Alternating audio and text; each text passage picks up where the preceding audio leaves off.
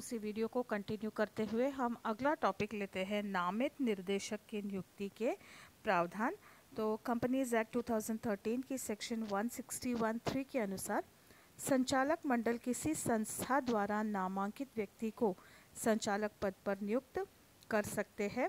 ऐसा उस समय लागू किसी प्रावधानों या समझौतों के अनुसार किया जाता है, या अगर केंद्र सरकार या राज्य सरकार कंपनी में अंश धारण करते हैं तो भी इस तरह से नॉमिनी डायरेक्टर को नामित संचालक की अपॉइंटमेंट हो सकती है। तो अगर उस समय किसी एक्ट के चलते, किसी लॉ के चलते, कानून के प्रावधानों के अंतर्गत किसी अन्य संस्था द्वारा नामांकित व्यक्ति को, यानी कि किसी और ऑर्गेनाइजेशन ने नॉमिनेट किए हुए व्यक्ति को डायरेक्टर की पोस्ट पर बिठाया जा सकता है, ऐसे डायरेक्टर को हम कहते हैं नामित संचालक या नॉमिनी डायरेक्टर। तो यदि केंद्र सरकार या राज्य सरकार कंपनी में शेयर्स लेती है तो सेंट्रल गवर्नमेंट या स्टेट गवर्नमेंट के द्वारा नॉमिनेट किया हुआ व्यक्ति डायरेक्टर बन सकता है। तो ऐसे डायरेक्टर को हम कहते हैं नामित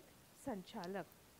अब महिला संचालक, निम्न श्रेणी की कंपनियों को एक महिला संचालक नियुक्त करना अनिवार्य है। तो वुमेन डायरेक्टर, कम से कम एक वुमेन डायरेक्टर इन कंपनीज़ को रखना पड़ेगा, यानी कि बोर्ड ऑफ डायरेक्टर्स में मिनिमम एक पोस्ट पर कोई महिला होगी।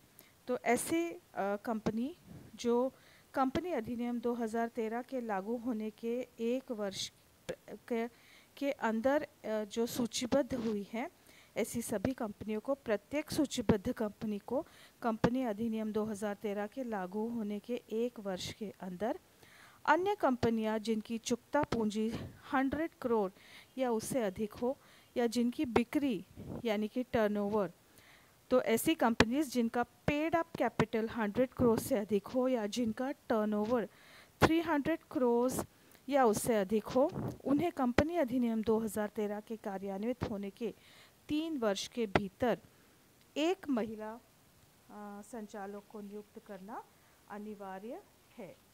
अब हम चलते हैं अगला टॉपिक जो है स्वतंत्र निर्देशकों की नियुक्ति। यहाँ पर ध्यान दीजिए, अपॉइंटमेंट ऑफ डिपेंडेंट डायरेक्टर लिखा है, ये डिपेंडेंट नहीं इंडिपेंडेंट डायरेक्टर है। स्वतंत्र यानी कि वो जो इंडिपेंडेंट है। तो प्रत्येक स्कंध विपणी में सूचीबद्ध सार्वजनिक कंपनियों में कम से कम 1/3 स्वतंत्र निर्देशक होने चाहिए।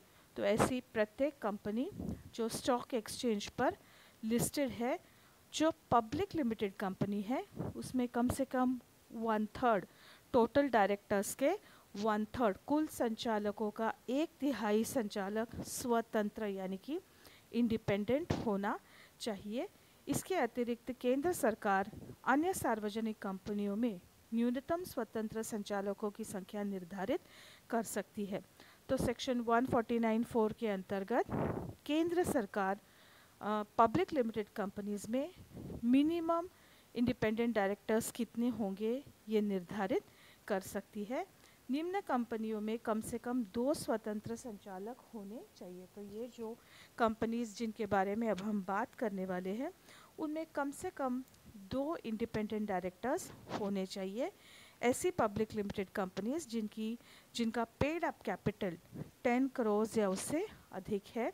ऐसी सार्वजनिक कंपनियां जिनकी चुकता पूंजी 10 करोड़ या उससे अधिक है, या ऐसी सार्वजनिक कंपनियां जिनका टर्नओवर 100 करोड़ या उससे अधिक है, जिनकी बिक्री, ऐसी सार्वजनिक कंपनियां जिनकी बिक्री 100 करोड़ या उससे अधिक हो, और जिन सार्वजनिक कंपनियों की देय ऋण या उधार या ऋण पत्र कुल मिलाकर 50 करोड़ रुपए से हो, ऐसे कंपनियों को कम से कम 2 स्वतंत्र संचालक नियुक्त करने चाहिए।